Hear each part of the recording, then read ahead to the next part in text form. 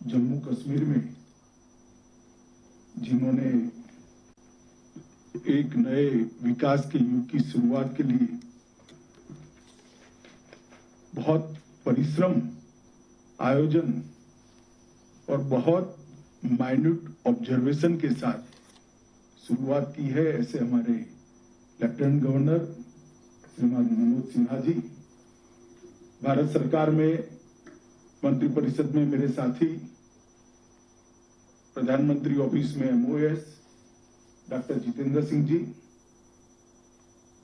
मुख्य सचिव जम्मू कश्मीर प्रशासन डॉक्टर अरुण कुमार मेहता और इस यूथ क्लब के संवाद के कार्यक्रम के माध्यम से जुड़े हुए जम्मू और कश्मीर के प्यारे भाइयों और बहनों, मेरा युवा साथियों, आज मैं लगभग 2.25 साल के बाद जम्मू कश्मीर आया हूं और आज सुरक्षा रिव्यू मीटिंग के बाद पहला कार्यक्रम मेरे लिए भी बहुत आनंद की बात है कि यूथ क्लब के युवा साथियों के साथ हो रहा है। और ये सिर्फ शब्द नहीं है, मैं मन की गहराइयों से जम्मू कश्मीर के युवाओं को मिलकर बहुत बहुत आनंद और सुकून दोनों का अनुभव करता हूं और बहुत हर्ष भाव के साथ आप लोगों का आज के कार्यक्रम में स्वागत करता हूं, क्योंकि किसी भी क्षेत्र में अगर परिवर्तन करना है, कोई भी चीज बदलनी है, तो परिवर्तन का वाहक केवल और केवल युवा हो सकता है। कोई भी परिवर्तन युवाओं के इन्वॉल्वमेंट के बगैर, युवाओं की सहभागिता के बगैर संभव ही नहीं है। और हमारे देश के अंदर, पूरे भारत में सभी लोग जानते हैं, देश और दुनिया के सभी लोग जानते हैं कि कश्मीर के अंदर हमने एक नए कश्मीर की रचना की शुरुआत की है मोदी जी के नेतृत्व में। आज मैं देख रहा था, बैठे बैठे सोच रहा था, बातचीत भी कर रहा था, 8 से 9 युवा क्लब के अलग अलग सभी जाति के, सभी धर्म के युवाओं के साथ, भाइयों के साथ, बहनों के साथ, युवा साथियों के साथ बात हुई। मेरे मन में विचार आता था कि 2.5 साल पहले जिस कश्मीर से पथराव के समाचार आते थे, टेररिज्म के समाचार आते थे, हिंसा के समाचार आते थे, आज वही कश्मीर में, वही कश्मीर का युवा, वही जम्मू का युवा विकास की बात कर रहा है, स्किल अपग्रेडेशन की बात कर रहा है, रोजगारी की बात कर रहा है, अपने पढ़ने के लिए जो वजीफा मिला है इसकी बात कर रहा है। कितना भारी बदलाव हुआ है। और मैं आपको विश्वास दिलाता हूं युवा साथियों, ये बदलाव को कोई नहीं रोक सकता। कोई कितनी भी ताकत आजमा ले, ये बदलाव के बयार को अब कोई रोक नहीं सकता। ये आगे बढ़ने वाली है और कश्मीर में एक नए युग की शुरुआत हो रही है। और इसलिए जरूरी है इस प्रकार के कार्यक्रम। मैं तो भाई मनोज सिन्हा जी को बहुत बहुत बधाई और अभिनंदन करना चाहता हूं कि कंसेप्ट, ये कार्यक्रम, ढेर सारे कार्यक्रम मनोज जी ने चालू करे हैं, मगर इसमें सबसे ज्यादा उपयोगी अगर कोई कार्यक्रम है तो ये यूथ क्लब का उनका एक प्रयोग है। हमारी कश्मीर की लगभग 70% आबादी, 70% आबादी 35 साल के नीचे की उम्र की।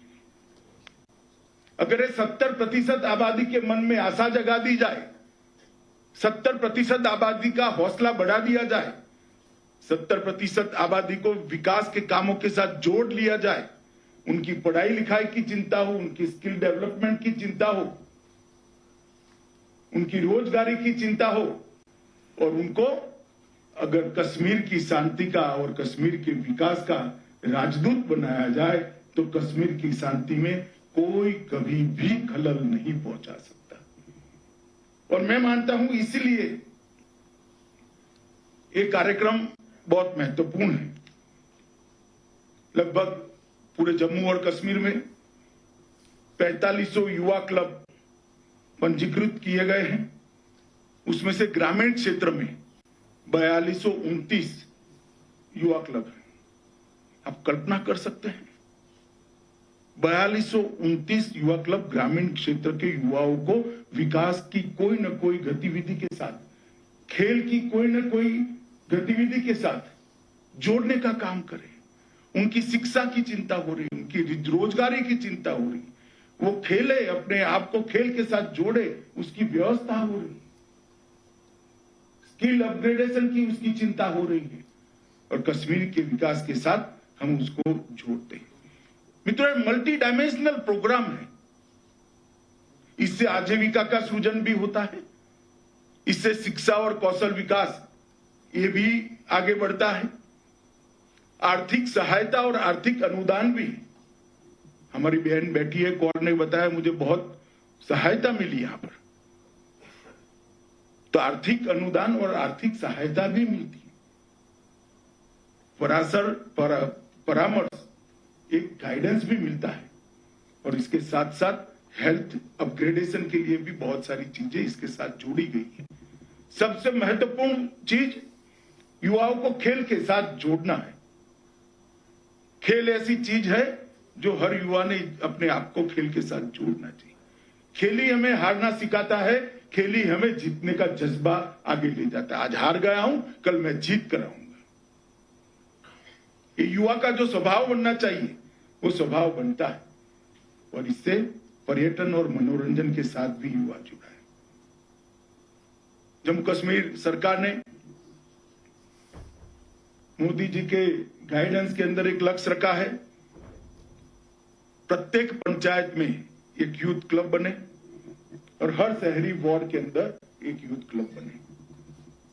प्रत्येक युवा क्लब को लगभग 25,000 की सहायता देने का एक कार्यक्रम बनाया गया है। 150 से ज्यादा युवा क्लबों को भवन उपलब्ध कराए गए हैं। यूटी वाइड पूरे जम्मू कश्मीर के क्षेत्र के अंदर स्पोर्ट्स एंगेजमेंट प्रोग्राम चालू किया गया है। विभिन्न क्षेत्रों में जैसे आपातकालीन प्रबंधन, स्वास्थ्य, कम्युनिकेशन, स्किल, कैपेसिटी बिल्डिंग और ट्रेनिंग, ये सारे क्षेत्रों में इस यूथ क्लब को जोड़कर इसका मल्टी डायमेंशनल उपयोग पूरे जम्मू कश्मीर के विकास के लिए करने का भारत सरकार ने निर्णय किया है और हमारे एलजी साहब के माध्यम से वो नीचे तक जा रही। कई बार जब कश्मीर का रिव्यू होता था, एलजी साहब आते थे, बताते थे, हमें रिपोर्ट भी करते थे, मगर मैं मनोज जी आपको बताता हूं, आज मैं आश्चर्यचकित हूं, आपने इतने कम समय में जो किया है बहुत अच्छा किया है। मोदी जी ने जो आपका मार्गदर्शन किया था उसको आप जमीन पर उतारने का काम किया है। वृक्षारोपण, स्वच्छता और समाज की मदद करना, इसके लिए भी ढेर सारी एक्टिविटी यूथ क्लब के माध्यम से हो चुकी। युवा मित्रों, मैं आपको बताना चाहता हूं, युवाओं को एक बात हमेशा याद रखनी चाहिए, जीवन ही संभावनाओं से बहुत भरा हुआ होता है। हर एक व्यक्ति का जीवन संभावनाओं से भरा हुआ होता है। निर्भर उस पर करता है कि आपको जो अपॉर्चुनिटी मिलती है, आपके सामने जो संभावनाएं उपलब्ध है, इसका उपयोग आप कैसे करते हो। क्या आप रोना धोना लेकर बैठना चाहते हो? क्या नेगेटिव माइंडसेट के साथ आगे बढ़ना चाहते हो, या ऑप्टिमिस्टिक माइंडसेट के साथ संभावनाओं का संपूर्ण दोहन कर सब में आगे निकलना चाहते हो? वो युवा ने तय करना है। हर युवा के लिए इस देश में अपार संभावनाएं पड़ी हैं। स्टार्टअप से लेकर ढेर सारे प्रोग्राम मोदी जी ने चालू करे और मोदी जी ने कई सारे ऐसे प्लेटफॉर्म तैयार करे हैं जिससे हमारे छोटे से छोटे गांव का, जम्मू कश्मीर के मेरे गांव का युवा गांव में रहकर दुनिया के प्लेटफॉर्म पर सीना तान कर खड़ा हो जाए। ऐसे बहुत प्लेटफॉर्म तैयार करें। ये सारी संभावनाओं का दोहन करने के लिए आपको गाइडेंस चाहिए, मार्गदर्शन चाहिए, इंफॉर्मेशन चाहिए और इसके साथ साथ मौका भी चाहिए। ये यूथ क्लब ये तीनों चीजों को आपको उपलब्ध कराएगा। मगर मेरा आपसे, मेरे जीवन के अनुभव से एक मैं आप लोगों को कहना चाहता हूं, लक्ष्य कभी जीवन में छोटा मत रखना। लक्ष्य रखते वक्त ये तय मत करना, ये सोचना मत कि मैं इसको पूरा कर पाऊंगा या पूरा कर पाऊंगी या नहीं कर पाऊंगी, क्योंकि पूरा करना आपका काम नहीं है, वो ऊपर से सहायता करेगा। आप एक बार लक्ष्य तय कर इसी दिशा में द्रुत गति से, स्पीड से चलना चालू करो, ईश्वर जरूर आपकी सहायता करेगा और बड़े से बड़ा लक्ष्य आपके जीवन में आप उपलब्ध कर देंगे। मैंने ढेर सारे जीवन चरित्र को पढ़ा है जिन्होंने ऐसे लक्ष्य रखे, नीचे लक्ष्य रखे, उनका कुछ नहीं हुआ, और जिन्होंने बड़े लक्ष्य रखे, हो सकता है शुरू में तो वो भटकता हुआ दिखाई पड़ता है, मगर जील के साथ, जीत के साथ, अपने लक्ष्य के साथ अपने आप को जोड़कर जो मेहनत करता है, आयोजन करता है, प्लानिंग करता है, वो निश्चित रूप से सफल होता है। मैं बहुत सालों से मैं सार्वजनिक जीवन में हूं। ढेर सारी सरकारों के आंकड़े मैंने देखे हैं, विकास के आंकड़े देखे, योजनाओं के आंकड़े देखे। मोदी जी आए तब देश में 20,000 गांव ऐसे थे आजादी के 70 साल के बाद कि जिसमें बिजली का खंभा भी नहीं लगा था। और कोई प्रधानमंत्री होता तो शायद ये लक्ष्य रख देता कि चलो भाई 20,000 गांव में हम बिजली। जम्मू कश्मीर में जिन्होंने एक नए विकास के युग की शुरुआत के लिए बहुत परिश्रम, आयोजन और बहुत माइन्यूट ऑब्जर्वेशन के साथ शुरुआत की है, ऐसे हमारे लेफ्टिनेंट गवर्नर श्रीमान मनोज सिन्हा जी, भारत सरकार में मंत्रिपरिषद में मेरे साथी, प्रधानमंत्री ऑफिस में MOS डॉक्टर जितेंद्र सिंह जी, मुख्य सचिव जम्मू कश्मीर प्रशासन डॉक्टर अरुण कुमार मेहता, और इस यूथ क्लब के संवाद के कार्यक्रम के माध्यम से जुड़े हुए जम्मू और कश्मीर के प्यारे भाइयों और बहनों, मेरा युवा साथियों, आज मैं लगभग 2.25 साल के बाद जम्मू कश्मीर आया हूं,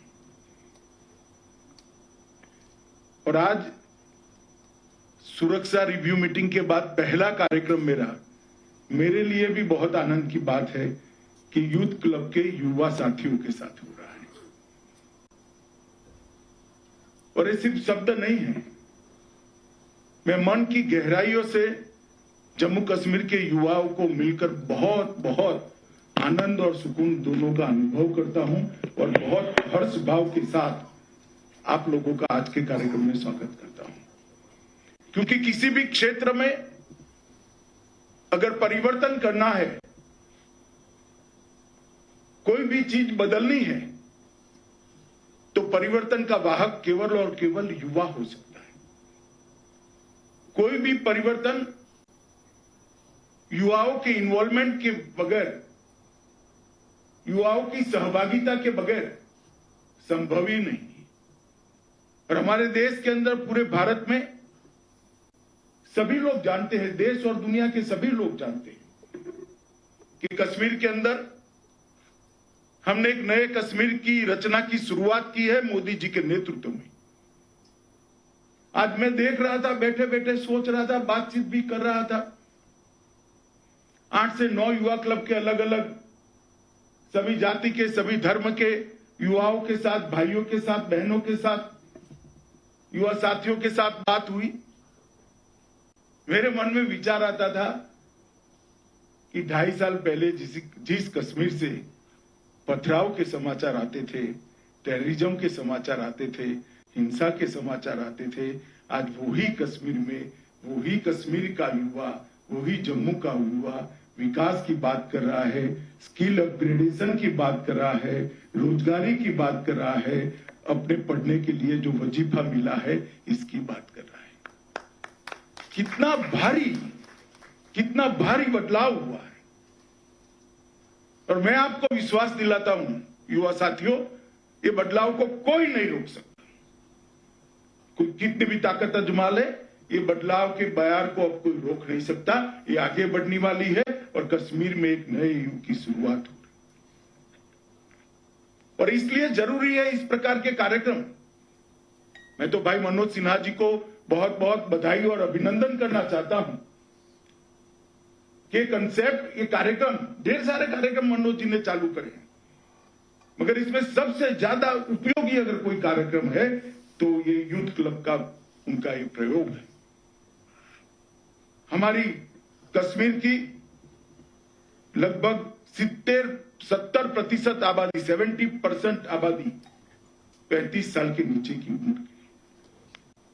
अगर ये 70% आबादी के मन में आशा जगा दी जाए, 70% आबादी का हौसला बढ़ा दिया जाए, 70% आबादी को विकास के कामों के साथ जोड़ लिया जाए, उनकी पढ़ाई लिखाई की चिंता हो, उनकी स्किल डेवलपमेंट की चिंता हो,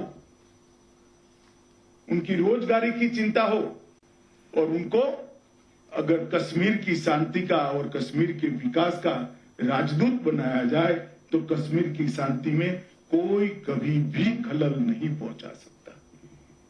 और मैं मानता हूं इसलिए ये कार्यक्रम बहुत महत्वपूर्ण है। लगभग पूरे जम्मू और कश्मीर में 4500 युवा क्लब पंजीकृत किए गए हैं। उसमें से ग्रामीण क्षेत्र में 4229 युवा क्लब हैं। आप कल्पना कर सकते हैं, 4229 युवा क्लब ग्रामीण क्षेत्र के युवाओं को विकास की कोई न कोई गतिविधि के साथ, खेल की कोई न कोई गतिविधि के साथ जोड़ने का काम करें। उनकी शिक्षा की चिंता हो रही, उनकी रोजगारी की चिंता हो रही, वो खेले, अपने आप को खेल के साथ जोड़े, उसकी व्यवस्था हो रही, स्किल अपग्रेडेशन की उसकी चिंता हो रही है, और कश्मीर के विकास के साथ हम उसको जोड़ते हैं। मित्रों, मल्टी डायमेंशनल प्रोग्राम है। इससे आजीविका का सृजन भी होता है, इससे शिक्षा और कौशल विकास ये भी आगे बढ़ता है, आर्थिक सहायता और आर्थिक अनुदान भी। हमारी बहन बैठी है, कौर ने बताया, मुझे बहुत सहायता मिली यहां पर, तो आर्थिक अनुदान और आर्थिक सहायता भी मिलती है। परामर्श, एक गाइडेंस भी मिलता है, और इसके साथ साथ हेल्थ अपग्रेडेशन के लिए भी बहुत सारी चीजें इसके साथ जोड़ी गई है। सबसे महत्वपूर्ण चीज युवाओं को खेल के साथ जोड़ना है। खेल ऐसी चीज है जो हर युवा ने अपने आप को खेल के साथ जोड़ना चाहिए। खेल ही हमें हारना सिखाता है, खेल ही हमें जीतने का जज्बा आगे ले जाता है। आज हार गया हूं, कल मैं जीत कर आऊंगा। ये युवा का जो स्वभाव बनना चाहिए वो स्वभाव बनता है, और इससे पर्यटन और मनोरंजन के साथ भी युवा जुड़ा है। जम्मू कश्मीर सरकार ने मोदी जी के गाइडेंस के अंदर एक लक्ष्य रखा है, प्रत्येक पंचायत में एक यूथ क्लब बने और हर शहरी वार्ड के अंदर एक यूथ क्लब बने। प्रत्येक युवा क्लब को लगभग 25,000 की सहायता देने का एक कार्यक्रम बनाया गया है। 150 से ज्यादा युवा क्लबों को भवन उपलब्ध कराए गए हैं। यूटी वाइड पूरे जम्मू कश्मीर के क्षेत्र के अंदर स्पोर्ट्स एंगेजमेंट प्रोग्राम चालू किया गया है। विभिन्न क्षेत्रों में जैसे आपातकालीन प्रबंधन, स्वास्थ्य, कम्युनिकेशन, स्किल, कैपेसिटी बिल्डिंग और ट्रेनिंग, ये सारे क्षेत्रों में इस यूथ क्लब को जोड़कर इसका मल्टी डायमेंशनल उपयोग पूरे जम्मू कश्मीर के विकास के लिए करने का भारत सरकार ने निर्णय किया है, और हमारे एलजी साहब के माध्यम से वो नीचे तक जा रही। कई बार जब कश्मीर का रिव्यू होता था, एलजी साहब आते थे, बताते थे, हमें रिपोर्ट भी करते थे, मगर मैं मनोज जी आपको बताता हूं, आज मैं आश्चर्यचकित हूं, आपने इतने कम समय में जो किया है बहुत अच्छा किया है। मोदी जी ने जो आपका मार्गदर्शन किया था उसको आप जमीन पर उतारने का काम किया है। वृक्षारोपण, स्वच्छता और समाज की मदद करना, इसके लिए भी ढेर सारी एक्टिविटी यूथ क्लब के माध्यम से हो चुकी। युवा मित्रों मैं आपको बताना चाहता हूं, युवाओं को एक बात हमेशा याद रखनी चाहिए, जीवन ही संभावनाओं से बहुत भरा हुआ होता है। हर एक व्यक्ति का जीवन संभावनाओं से भरा हुआ होता है। निर्भर उस पर करता है कि आपको जो अपॉर्चुनिटी मिलती है, आपके सामने जो संभावनाएं उपलब्ध है, इसका उपयोग आप कैसे करते हो। क्या आप रोना धोना लेकर बैठना चाहते हो? क्या नेगेटिव माइंडसेट के साथ आगे बढ़ना चाहते हो, या ऑप्टिमिस्टिक माइंडसेट के साथ संभावनाओं का संपूर्ण दोहन कर सब में आगे निकलना चाहते हो? वो युवा ने तय करना है। हर युवा के लिए इस देश में अपार संभावनाएं पड़ी हैं। स्टार्टअप से लेकर ढेर सारे प्रोग्राम मोदी जी ने चालू करे, और मोदी जी ने कई सारे ऐसे प्लेटफॉर्म तैयार करे हैं जिससे हमारे छोटे से छोटे गांव का, जम्मू कश्मीर के मेरे गांव का युवा गांव में रहकर दुनिया के प्लेटफॉर्म पर सीना तान कर खड़ा हो जाए। ऐसे बहुत प्लेटफॉर्म तैयार करें। ये सारी संभावनाओं का दोहन करने के लिए आपको गाइडेंस चाहिए, मार्गदर्शन चाहिए, इंफॉर्मेशन चाहिए, और इसके साथ साथ मौका भी चाहिए। ये यूथ क्लब ये तीनों चीजों को आपको उपलब्ध कराएगा। मगर मेरा आपसे, मेरे जीवन के अनुभव से एक मैं आप लोगों को कहना चाहता हूं, लक्ष्य कभी जीवन में छोटा मत रखना। लक्ष्य रखते वक्त ये तय मत करना, ये सोचना मत कि मैं इसको पूरा कर पाऊंगा या पूरा कर पाऊंगी या नहीं कर पाऊंगी, क्योंकि पूरा करना आपका काम नहीं है, वो ऊपर से सहायता करेगा। आप एक बार लक्ष्य तय कर इसी दिशा में द्रुत गति से, स्पीड से चलना चालू करो, ईश्वर जरूर आपकी सहायता करेगा और बड़े से बड़ा लक्ष्य आपके जीवन में आप उपलब्ध करते हैं। मैंने ढेर सारे जीवन चरित्र को पढ़ा है जिन्होंने ऐसे लक्ष्य रखे, नीचे लक्ष्य रखे, उनका कुछ नहीं हुआ, और जिन्होंने बड़े लक्ष्य रखे, हो सकता है शुरू में तो वो भटकता हुआ दिखाई पड़ता है, मगर जीत के साथ अपने लक्ष्य के साथ अपने आप को जोड़कर जो मेहनत करता है, आयोजन करता है, प्लानिंग करता है, वो निश्चित रूप से सफल होता है। मैं बहुत सालों से मैं सार्वजनिक जीवन में हूं। ढेर सारी सरकारों के आंकड़े मैंने देखे हैं, विकास के आंकड़े देखे, योजनाओं के आंकड़े देखे। मोदी जी आए तब देश में 20,000 गांव ऐसे थे आजादी के 70 साल के बाद कि जिसमें बिजली का खंभा भी नहीं लगा था। और कोई प्रधानमंत्री होता तो शायद ये लक्ष्य रख देता कि चलो भाई 20,000 गांव में हम बिजली पहुंचा देंगे, मगर मोदी जी ने लक्ष्य तय किया, गांव में बिजली पहुंचने से घर को क्या फायदा। उन्होंने तय किया कि 2022 के पहले मैं देश के हर घर में बिजली पहुंचाऊंगा, और मित्रों आज देश के हर घर में बिजली पहुंचाने का काम तय हो चुका है। मुझे ठीक याद थे, मनोज जी आए थे, मोदी जी के साथ कश्मीर के विकास की चिंता हो रही थी। मोदी जी हर बार कश्मीर के विकास का रिव्यू करते हैं, तो प्रधानमंत्री आयुष्मान भारत योजना की बात निकली, तो मोदी जी ने कहा कश्मीर ने बहुत घाव सहे हैं, देश भर में प्रधानमंत्री आयुष्मान भारत योजना हर गरीब के लिए है, कश्मीर में प्रधानमंत्री आयुष्मान भारत योजना हर कश्मीरी के लिए होगी, इसमें कोई मर्यादा नहीं होगी, और आज 5 लाख तक का खर्चा हर कश्मीरी परिवार का मोदी जी की प्रधानमंत्री आयुष्मान भारत योजना और सेहत के कॉम्बिनेशन में। अगर लक्ष्य रखते हैं हम तो लक्ष्य अचीव भी होते हैं। मित्रों, 5 अगस्त 2019 का डेट तिथि मैं कोई शब्द छोड़ना नहीं चाहता, कश्मीर के इतिहास में सुवर्णमयी अक्षरों से लिखा जाने वाला तिथि है। कश्मीर के अंदर एक नई शुरुआत हुई। दहशत, आतंकवाद, भय, भ्रष्टाचार, परिवारवाद का अंत होकर शांति, विकास, समृद्धि और सहअस्तित्व के एक नए युग की शुरुआत हुई।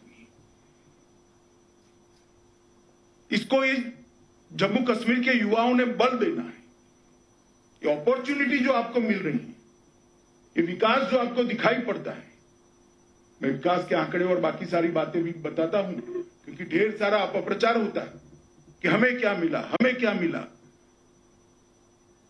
आज 45,000 से ज्यादा युवा यहां पर बैठे हैं, सब कहते हैं कि हमें अपॉर्चुनिटी मिली है।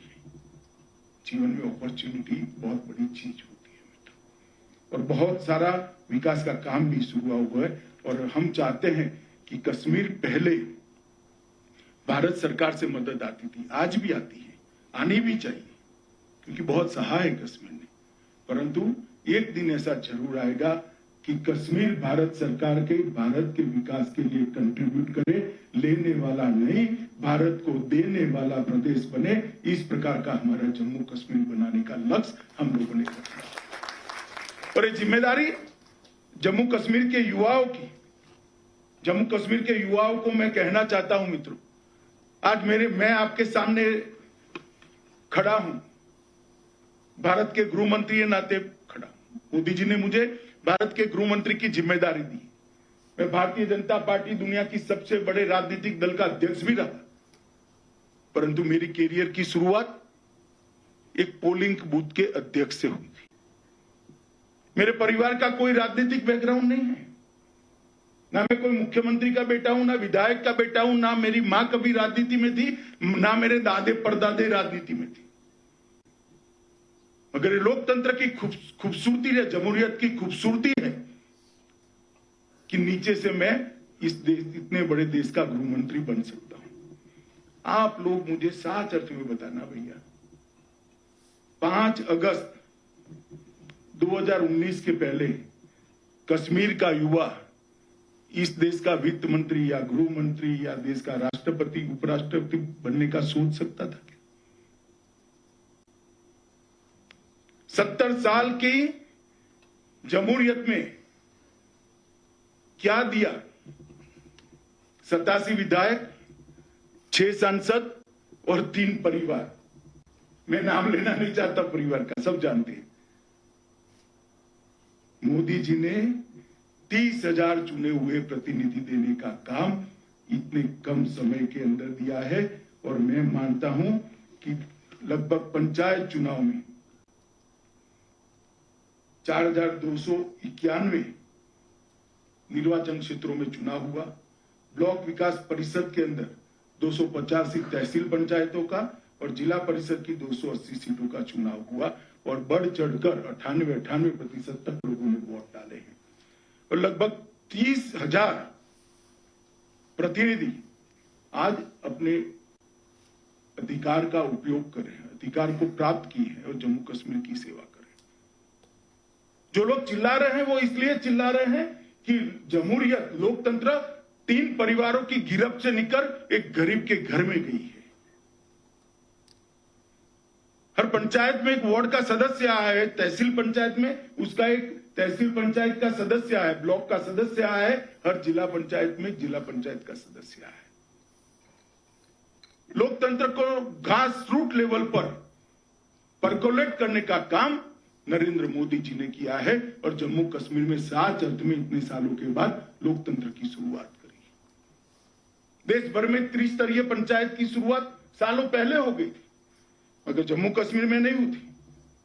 और मैं मानता हूं कि बहुत बड़ी अपॉर्चुनिटी अगर किसी को मिली है तो सबसे बड़ी अपॉर्चुनिटी हमारे युवाओं को मिली है।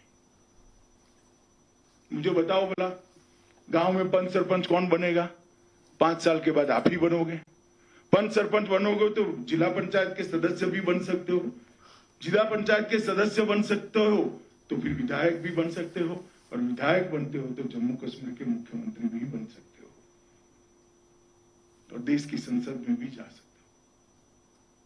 हो। ये अपॉर्चुनिटी पहले कुछ परिवारों तक सीमित थी। नरेंद्र मोदी जी ने एक नई शुरुआत करी है, और इसको बहुत आगे बढ़ाने का काम नरेंद्र मोदी जी ने किया है। मैं मानता हूं युवाओं ने इस प्रक्रिया को जुड़ना चाहिए, और ढेर सारे जो लोकतंत्र के फायदे हैं उसको लोगों तक पहुंचाने की शुरुआत करना चाहिए। भ्रष्टाचार के अंदर भी कमी हुई है, मैं आपको विश्वास के साथ कह सकता हूं, लगभग कश्मीर के हर घर में गैस पहुंचा है। किसी को 25 पैसा नहीं देना पड़ा होगा गैस की बोतल के लिए। यहां बैठे हैं जिनको सब्सिडी मिली है, वजीफे मिले हैं, जिनको लोन मिला है, जो खेलों के साथ जुड़े हैं, ऑनलाइन जुड़ सकते हो आप। कोई भ्रष्टाचार नहीं हुआ है, पारदर्शी तरीके से भर्ती हुई है। मैं आंकड़े बाद में दूंगा, मगर किसी की सिफारिश की जरूरत नहीं है। आप में मेरिट है, आपके पास मार्क है, आपके पास कौवत है, आपके पास कौशल है, तो अपॉइंटमेंट लेटर घर पे आ जाएगा। किसी की सिफारिश की जरूरत नहीं। आज विधवा सहाय का हफ्ता, विधवा सहाय सीधा विधवा के बैंक अकाउंट में पहुंचते, उसको धक्का खाने की जरूरत नहीं। किसी वृद्ध का पेंशन सीधा इसके घर में पहुंच जाता है। बच्चों का वजीफा इनके बैंक अकाउंट के अंदर पहुंच जाता है। किसी को धक्का खाने की जरूरत, कोई आपसे 5 पैसा भी नहीं मांग सकता साहब। मोदी जी किसानों को 6,000 रुपया साल का बेचते हैं, जम्मू कश्मीर के किसान को भी बेचते हैं। वहां से एक बटन दबाते हैं, 10 मिनट में आपके बैंक अकाउंट में ट्रांसफर हो जाता है। मैं जम्मू कश्मीर के युवाओं को पूछना चाहता हूं, इस प्रकार की व्यवस्था क्या अभी हमने कभी सोची थी? 5 अगस्त 2019 के पहले संभव था क्या? ये पारदर्शिता और भ्रष्टाचार का खात्मा जम्मू कश्मीर के विकास की नींव है। मेरी बात याद, इस राज्य को भ्रष्टाचार ने दिमक की तरह इसकी जड़ें खोखली करी थी। हम उसमें से बाहर लाने का काम भारत के प्रधानमंत्री नरेंद्र मोदी जी ने किया है। मित्रों, मैं आप लोगों को बड़े दुख और दर्द के साथ एक बात बताना चाहता हूं। आजादी के बाद पर हेड किसी राज्य को सबसे ज्यादा भारत सरकार ने मदद करी है तो जम्मू कश्मीर में। मगर गरीबी गई क्या? बेरोजगारी गई क्या? इंफ्रास्ट्रक्चर बढ़ा था क्या? इंफ्रास्ट्रक्चर तो अब बढ़ने लगा। गरीबी जाने का अब जरिया हुआ, रोजगारी अब मिलने पड़ी।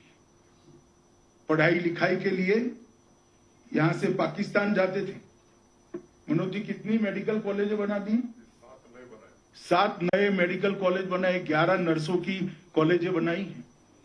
जम्मू कश्मीर के युवाओं को, यहाँ के गरीब माँ बाप के तेजस्वी बच्चों को डॉक्टर बनने के लिए अब जम्मू कश्मीर के बाहर जाने की जरूरत नहीं है। और कई साल पहले यहां शुरू होना चाहिए था, मगर नहीं हो पाया। मित्रों, एक दावा था कि आतंकवाद बढ़ जाएगा। 2004 से 14 के, मैं पुराने 90 के तो आंकड़े बोलना भी नहीं चाहता। उसमें 2081 नागरिकों का मृत्यु हुआ था, प्रति वर्ष 208, और 14 से 21 अब तक प्रति वर्ष 30 लोगों की मृत्यु हुई। आतंकवाद कम हुआ है, पथराव अदृश्य हो गया है। और मैं आपको विश्वास दिलाना चाहता हूं, जम्मू कश्मीर की शांति को जो लोग खलल पहुंचाना चाहते हैं, हम उनके साथ सख्ती से निपटेंगे। ये जो विकास की यात्रा शुरू हुई है, इसमें कोई भी रोड़ा नहीं डाल पाएगा। ये हमारा कमिटमेंट है और हम इसी रास्ते पर आगे बढ़ेंगे। और मित्रों, मैं इसमें ज्यादा आंकड़ों में जाना नहीं चाहता, मगर इतना जरूर कहना चाहता हूं कि अब तक 40,000 से ज्यादा, सब मिलाकर, सेना, दहशतगर्द और नागरिक, सुरक्षाकर्मी, सेना, सब मिलकर 40,000 लोगों की जान गई। इसे हमें खत्म करना है या नहीं करना है? दहशतगर्दी और विकास दोनों एक साथ संभव है क्या? आप बताइए मुझे, संभव है? हो सकता है क्या? कभी नहीं हो सकता। विकास की पहली शर्त है यहां शांति हो। और कौन इसको निकालेगा? सरकार निकाल सकती है क्या? ना भाई ना। सरकार तो प्रयास कर सकती है। दहशतगर्दी को निकालने का काम मेरे यूथ क्लब के आज मेरे सामने उपस्थित 45,000 युवाओं ने करना है, आप लोगों ने करना है। आप लोगों ने शांति और विकास का दूत बनकर समग्र जम्मू कश्मीर के युवाओं में संदेश लेकर जाना है ये रास्ता नहीं है हमारे जीवन को आगे बढ़ाने का, ये रास्ता हो ही नहीं सकता। और पाकिस्तान की बात करने वालों को मैं कई जवाब दे सकता हूं, मगर मैं वो जवाब देने यहां नहीं आया। मैं तो मेरे युवा भाई बहनों के साथ बात करने आया। मैं आपको पूछना चाहता हूं, पास में ही पाक ऑक्यूपाई कश्मीर है। हमें तो अभी जम्मू कश्मीर में जो विकास है इससे संतोष नहीं है, परंतु अभी भी यहां का जम्मू कश्मीर और पाक ऑक्यूपाई जम्मू कश्मीर का एक बार तुलना कर देना, क्या मिला? गरीबी के अलावे क्या मिला? अंधेरे के अलावे क्या मिला? धुएं के अलावे क्या मिला? आज भी घर में लकड़ियां और टहनियां जलाकर खाना पकाया जा रहा है। और यहां विकास के एक नए दौर की शुरुआत हुई। मैं सभी युवा साथियों को अपील करने आया हूं कि यहां पर मोदी जी ने युवाओं के लिए एक बहुत बड़ी शुरुआत करी है। सर्विस सिलेक्शन बोर्ड द्वारा 25,000 सरकारी नौकरी ये 2 साल के अल्पकाल के अंदर 1 पैसे के भी भ्रष्टाचार के बगैर दिए। 7,000 नियुक्ति पत्र कल ही देने जा रहे। खादी द्वारा मधुमक्खी हो या इलेक्ट्रॉनिक चाक हो, मिट्टी के बर्तन बनाने वाले। और मेरा तो आप सभी से निवेदन है कि जो कम पढ़े लिखे युवा है उनको खादी ग्रामीण विकास बोर्ड के साथ जोड़िए। एक मधुमक्खी का डिब्बा लाकर घर पे रख देंगे, 2-3 हजार रुपया कमा लेगा। एक मिट्टी के बर्तन बनाने का इलेक्ट्रिक चाक लेकर आएगा, वो 5,000 रुपया कमा लेगा। उनको जोड़िए आप खादी विकास बोर्ड के साथ। उनको लगभग 4 लाख लोगों को रोजगारी देने की शुरुआत हुई। जहां तक इन्वेस्टमेंट का सवाल है, अभी मनोज जी ने कहा कि एक नई इन्वेस्टमेंट पॉलिसी लेकर आई है भारत सरकार, औद्योगिक नीति लेकर आई, और मोदी जी ने मन खोलकर कश्मीरी युवाओं के लिए इसमें मदद भेजी है। पूरे देश भर में इतनी लुक्रेटिव आकर्षक औद्योगिक नीति किसी भी राज्य की नहीं। और इसी का कारण है कि एक बार तो आजादी से अब तक 15,000 से ज्यादा करोड़ का इन्वेस्टमेंट आया था। अब तक औद्योगिक नीति को आए अभी 6 महीना भी नहीं हुआ है, 12,000 करोड़ का इन्वेस्टमेंट जम्मू कश्मीर राज्य में आ चुका है। घाटी में 5,000 और 7,000 जम्मू में, 12,000 करोड़ का। एक और 70 साल का और एक और 6 महीने का। मुझे पूरा भरोसा है कि देखते देखते हम 2022 के पहले 50,000 करोड़ का इन्वेस्टमेंट क्रॉस कर जाएंगे। फिर भैया तेरी जो टेम्पो है, 3 टेम्पो भी ले लोगे तो सारे हफ्ते तेरे भर जाएंगे, कोई दिक्कत नहीं आएगी। क्योंकि इन्वेस्टमेंट आता है, उद्योग आता है तो उसके साथ रोजगारी आती है। इन्वेस्टमेंट आता है, इसके साथ टैक्स आता है। टैक्स आता है तो राज्य सरकार विकास करती है, गांव का विकास करती है, शहर का विकास करती है, रोड बनाती है, रास्ते बनाती है, बिजली पहुंचाती है। उसी के अंदर हमारे खेतीबाड़ी करने वाले भाइयों की मदद करती है। सेब की नई नई नस्लें आएगी, उसके बिकने की व्यवस्थाएं होगी। केसर को अब टैग करने के बाद केसर के दाम कितने बढ़ गए। परंतु ये सब करने के लिए बहुत जरूरी है कि इन्वेस्टमेंट आए। वो इन्वेस्टमेंट आने की शुरुआत भी हो गई है। 9 मेडिकल कॉलेज और 15 नर्सिंग कॉलेज बनाने की योजना है, जिसमें से 7 का काम शुरू हो चुका है। 70 साल तक हम पर जो आरोप लगाते हैं ये 3 परिवार वाले, मैं उनको हिसाब किताब पूछने आया। 70 साल तक मेडिकल की 1947 से 2014 तक 500 सीट थी।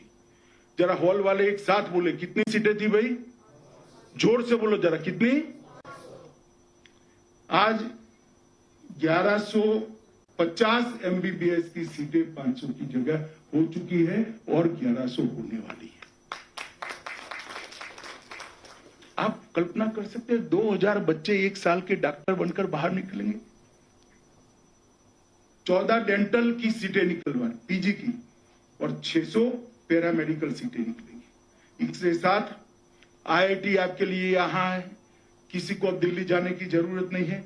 एनआईटी यहां आ चुका है, आईआईएम यहां आ चुका है, निफ्ट यहां आ चुका है, आईआईएमसी यहां आ चुका है, कैंसर इंस्टीट्यूट यहां आ चुके हैं। पॉलिटेक्निक कॉलेज आ चुकी है। मुझे बताइए 70 साल क्यों नहीं हुआ? क्यों नहीं हुआ? क्योंकि उनको विकास नहीं करना था, भावनाओं को भड़काकर सियासत कर अपना राजनीतिक खेल खेलना था, अपने परिवार के अंदर सत्ता को बांध कर रखना था। जमहूरियत इसके लिए नहीं होती।